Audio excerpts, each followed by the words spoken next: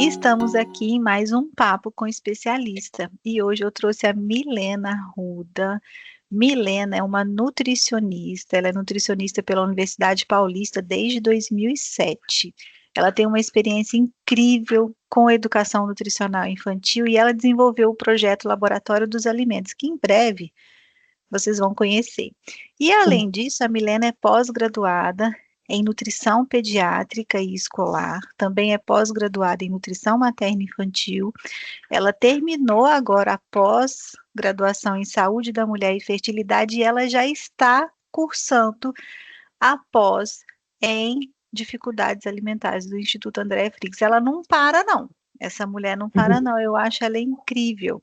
Ela também é certificada pelo método Andrea Frix, pelo MAF, e ela é minha aluna de mentoria. Eu tenho o maior orgulho de mentorar a Milena, e é por isso que ela está aqui com a gente para falar, sabe o quê? Sabe o quê?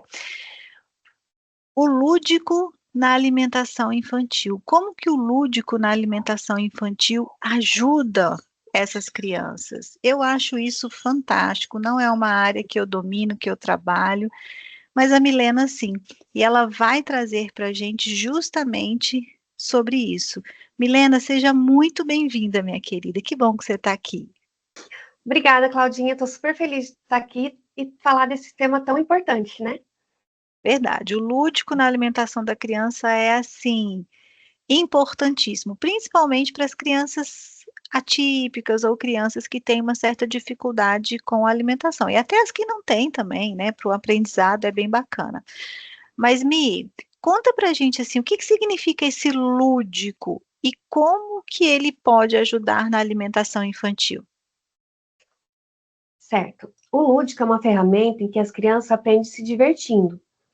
Está relacionado ao conceito de aprendizado por meio de brincadeira, jogos e diversão.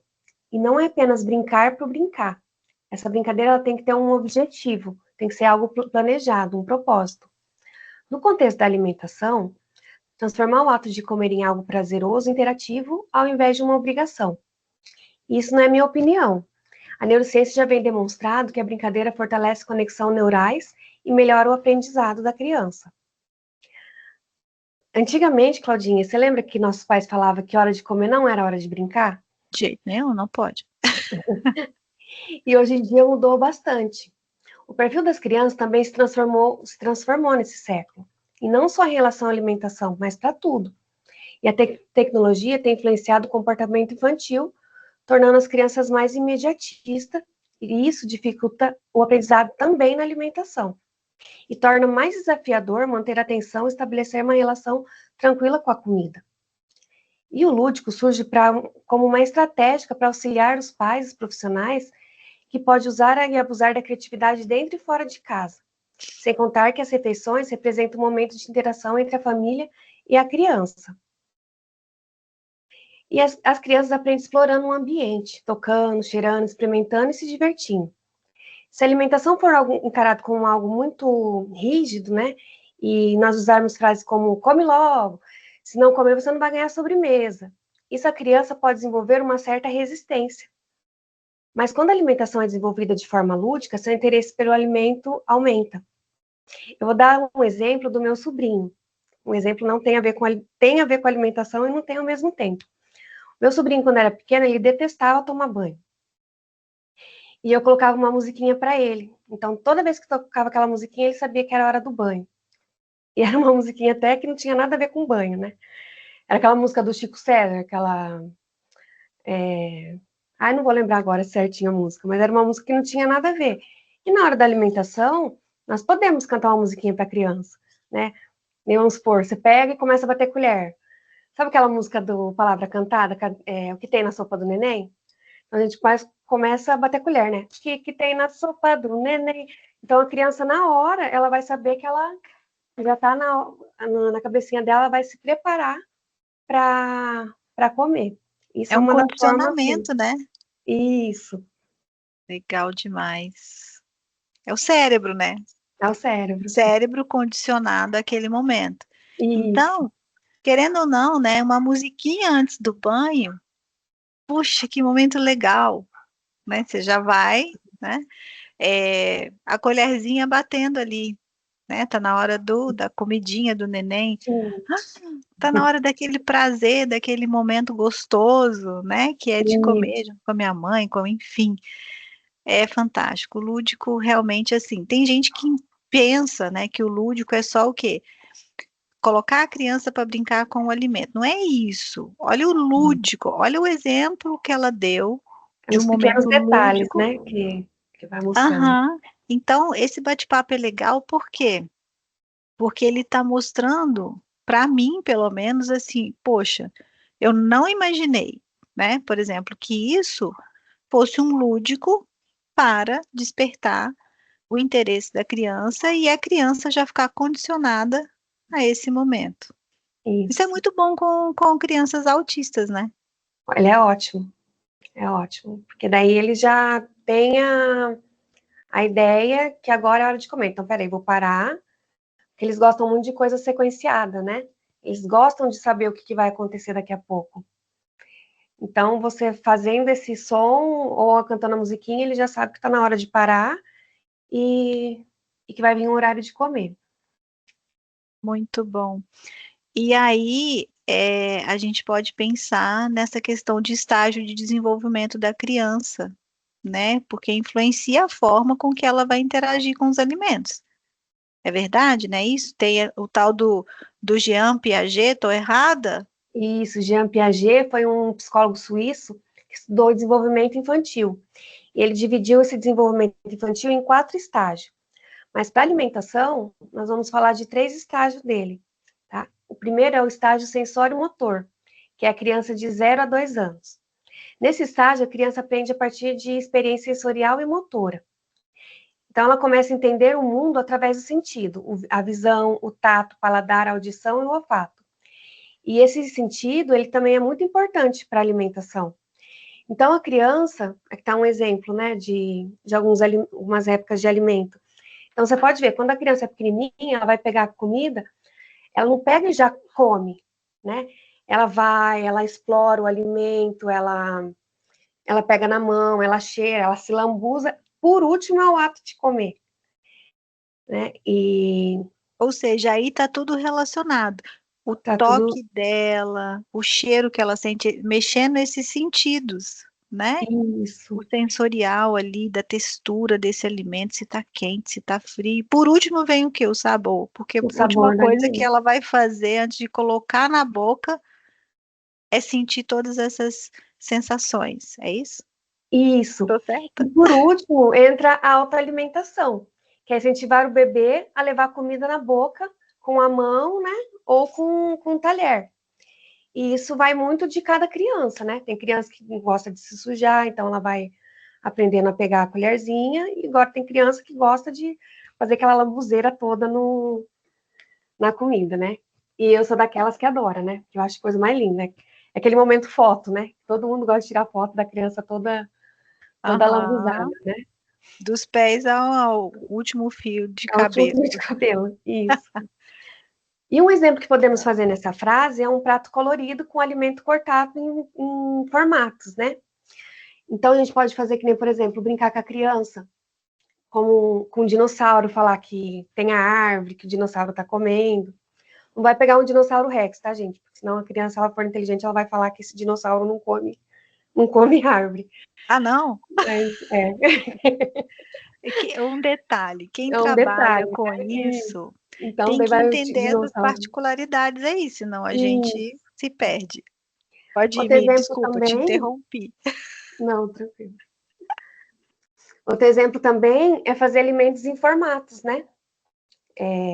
Você faz um alimento com formato, coloca um olhinho, a criança vai na cozinha com você, ela faz esse corte. Você pode fazer que nem aqui eu fiz um patê de rosa, você pode falar que é um patê da Barbie, né? Então, essa é uma forma lúdica também de trabalhar com a criança nessa idade. Aí depois nós temos o estágio 2, que é o estágio pré-operatório, que é a criança de 2 a 7 anos. No meu ponto de vista, é o estágio mais gostoso, porque Se você fala para a criança que ela é uma princesa, ela é uma princesa, ela vai se achar uma princesa e ela tem certeza que ela é princesa. E com o menino é a mesma coisa. Se você fala que ele é um super-herói, ele é um super-herói. Então, a parte da imaginação nessa fase é muito gostosa, né? Então, você consegue trabalhar o lúdico bastante nessa fase. E nessa fase, a criança começa a usar a linguagem e a imaginação de maneira mais complexa, mas ainda tem uma visão egocêntrica do mundo, ou seja, ela tem dificuldade de dividir as coisas. É aquela fase que a criança vai para a escolinha e todo dia tem uma briga, que a criança quer um brinquedo, não, esse brinquedo é meu, né? E quando falamos de nutrição, nesse estágio, a criança começa a formar a preferência alimentar e tem mais controle sobre as escolhas da comida. E é nessa fase que temos que ficar atento, porque elas são cheias de querer, né? Quando começa a falar a frase, e nessa fase as crianças começam a falar a frase não gosto disso, não quero aquele alimento, e vem o famoso ECA, né? Que até hoje eu não sei de onde que surgiu, porque aqui em casa ninguém nunca falou ECA, e eles aparecem com ECA, né? Que não Eu ia, gosta de eu ia falar determinado alimento. justamente isso, né? Toda criança nessa idade, do nada, ela vem com um É, ECA. Mas são todas, gente. Se alguma mãe estiver assistindo e o filho não tiver falado ECA nessa fase, coloca aí no comentário, porque é incrível. ECA, não gosto de feijão, do nada. É sempre na mesma idade, né? é a mesma idade. E é igual eu falo, ninguém fala em casa e surge o ECA, né? Não sei de onde que vem esse ECA. E essa é uma fase que precisamos ser criativos e oferecer uma variedade de alimentos saudável de forma lúdica e divertida para estimular o prazer de comer e ter curiosidade sobre os novos sabores. A criança começa a desenvolver a linguagem e pensamento simbólico, então o lúdico faz mais sentido ainda nessa fase. Uhum. Um exemplo de lúdico que a gente pode usar nessa fase é através de livrinhos, né? Tem vários livrinhos hoje, né? Que nem esse daqui, a Aventura da Dona Berinjela, o Prato de Cinco Cores. Tem uma infinidade de livros hoje que fala sobre alimentação, né? Você pode falar que o alimento tem superpoder, né? Que nem, por exemplo, a cenoura, que tem uma visão de águia, né? Você coloca um tecidinho na cenoura e fala, vamos comer. Então, assim, são formas que você vai estar influenciando a criança a comer, né? E mais uma vez o preparo, né? Deixar a criança fazer o sanduíche dela, levar a criança cada vez mais para dentro da cozinha. Para E o ela terceiro, interagir bem, né? Ela isso, ter mais contato com o alimento, né? isso, É exatamente. importante. E o terceiro estágio é o estágio operatório concreto, é aquela criança de 7 a 11 anos. A criança nessa fase, ela não tem mais, ela já sabe que ela é uma criança e que ela não é princesa. Ela gosta de brincar de princesa, ela gosta, mas ela sabe. Então começa a parte mais lógica, né? E ela acaba se questionando mais. Então, nessa fase, a criança começa a desenvolver o pensamento lógico e consegue compreender qual a melhor relação causa-efeito. Então, se você for falar para a criança nessa fase, que se ela comer determinado alimento, aquilo é mais saudável, ela vai entender o que, que é saudável, Uhum. né? Se você falar que, outra coisa também, por exemplo, se você pegar um copo de água, um copo pequeno e um copo grande, e pedir para ela transferir e deixar o mesmo volume de água, ela vai entender por que que em um copo fica meio cheio e num copo fica totalmente cheio. Uhum. E então isso significa que a criança começa a entender a importância de hábitos alimentares saudáveis e como a alimentação impacta na sua saúde. Ela consegue entender o conceito que preciso de comer fruta para crescer saudável, ou que se eu comer muito doce vai me dar dor de barriga. Então podemos aproveitar essa fase para ensinar a criança sobre escolha alimentar equilibrada e como ela afeta o nosso corpo. A criança já compreende melhor a regra em relação a causa e efeito. Então, uma das coisas que a gente pode fazer é levar a criança para a cozinha, né? Um exemplo é você pegar que nem um iogurte, você compra um iogurte pronto, você coloca num leite quente, deixa ali um pouquinho, então ela fez o seu próprio iogurte, né?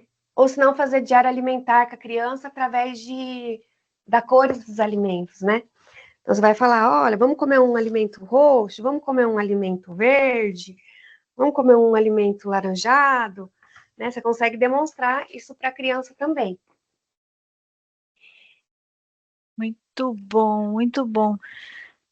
Ou seja, o nutricionista que trabalha com a educação nutricional, né, com mesmo que em escola ou que vai trabalhar no consultório, ela tem que pensar na idade que a criança está, porque tem coisas que não vai encaixar mais para uma criança de 7, 11 anos, porque ela já está num nível mais avançado, vamos dizer assim. Então ela questiona, mas também ela entende muitas coisas, né? Então fica mais fácil explicar determinadas coisas, né, Isso, para essas crianças que já estão ali já na fase escolar, né? É muito bacana. Não adianta a gente querer fazer uma coisa bobinha para uma criança de 11 anos, gente. Ela é, vai, né, vai rir da nossa cara, é, tipo isso, né? E daí a importância é, de realmente, né, ver esses estágios, compreender isso para poder saber trabalhar com diferentes é, faixas etárias aí. Tá, exatamente. né, Mi? E aí, a gente pode pensar um pouco nos pais também, né? Como que os pais Uhum. podem trazer esse lúdico para dentro de casa? Não só dentro de casa, mas fora de casa também, né? Como é que a gente pode orientar?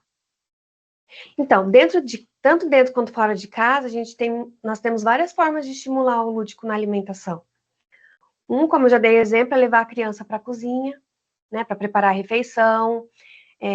Não sei se você já viu umas faquinhas que tem, que não corta o dedo. Então, levar a criança para cortar os alimentos.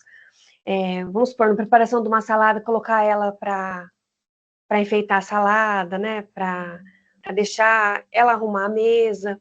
Então, tudo isso são formas de você trazer a criança, né, para alimentação. Usar aqueles cortadores, que tem várias formas, super baratinho, você acha? É igual eu te mostrei aqui, esses olhinhos também, né? Você compra na internet. E isso é uma forma de trazer a criança, né, para alimentação. E fora de casa, nós podemos levar a criança para feira, supermercado. Por incrível que pareça, Claudinha, as crianças hoje em dia não sabem o nome dos alimentos, né? Elas sabem aqueles alimentos básicos: maçã, pera, banana. Mas se você pegar uma laranja que muda a cor, ela já não sabe que uma laranja é uma laranja. Se você pegar uma manga, ela não sabe o que é manga. Então, quando você levar a criança, você pede, né? Pega um limão. Ah, mas o que é o limão? Aí você mostra para a criança o que é limão, né? E brincadeira, através de brincadeiras também, né? Jogo de adivinhar sabor, prato do arco-íris, igual eu demonstrei. E até teatrinho com os alimentos são ótimos aliados. O que é fundamental é que tenha interação entre pai e filho, de uma forma positiva e criativa. E a alimentação não precisa ser um momento de conflito ou pressão, mas uma oportunidade de explorar e descobrir e se divertir junto. Então, o lúdico é uma ferramenta poderosa para ensinar a criança a se relacionar com a comida de forma saudável e prazerosa, criando memória afetiva que vão durar para o resto da vida. É igual eu falei, né, do banho do meu sobrinho. Até hoje eu lembrei o nome da música, é Mama África, ó, não tem nada a ver a música. E até hoje ele fala, né, tia, você lembra que você cantava musiquinha? E hoje ele está com 25 anos, né? Então, a criança carrega isso para ela, né? Memória afetiva, hein? Memória afetiva, exatamente. E que a forma que a criança vive a alimentação na infância pode impactar diretamente no hábito alimentar dela no futuro. É verdade. Disse tudo. Você disse tudo agora. Acho que você fechou com chave de ouro, né? Quando você disse que isso pode impactar no hábito alimentar para o resto da vida. Que fantástico, né? A gente saber trabalhar de forma leve com a criança. Isso Isso, não só para a criança que tem dificuldade alimentar, mas para qualquer para toda criança. A criança. criança está aprendendo, né? Poxa vida, eu quero. Quantas mães falam assim? Eu quero muito que meu filho coma salada e frutas, é o que elas mais querem. Né? Elas até esquecem do arroz, feijão e a carne. Mas eu quero muito que meu filho coma salada, verdura, fruta. Como é que eu faço? Como é que faz? Você falou do arroz e do feijão, né? Que nem eu brinco com as crianças que o arroz e o feijão é um casal, né? Uhum. Então A sempre noiva. caminham juntos. É verdade, eles sempre caminham junto, um completa o outro, é igual E o um casal completa o mesmo, outro, um exatamente. completa o outro.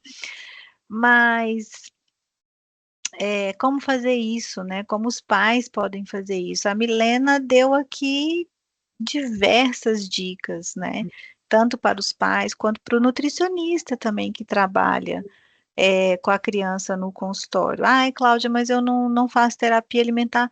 Não, você não precisa fazer terapia alimentar para fazer educação nutricional com uma criança no consultório, né? Tem tantas coisas que a gente pode orientar a própria criança que já tem um entendimento, né, naquela faixa etária que a Milena falou, de 7 a 11 anos, né, um pouquinho mais, a criança um pouquinho mais nova ali também, ela é capaz de entender algumas coisas, é só você saber com que idade você está trabalhando, mas principalmente você tem um responsável ali com você, né, um Sim, responsável pelaquela criança que você pode dar diversas orientações, né? sim. Então, leva seu filho para fazer compra, vai no hortifruti, vamos comprar limão. O que que é limão? Limão é verde. Chega em casa, abre esse limão, cheira esse Dá pra cheirar. limão, Isso. coloca a língua Cinco nesse sentidos, limão, né?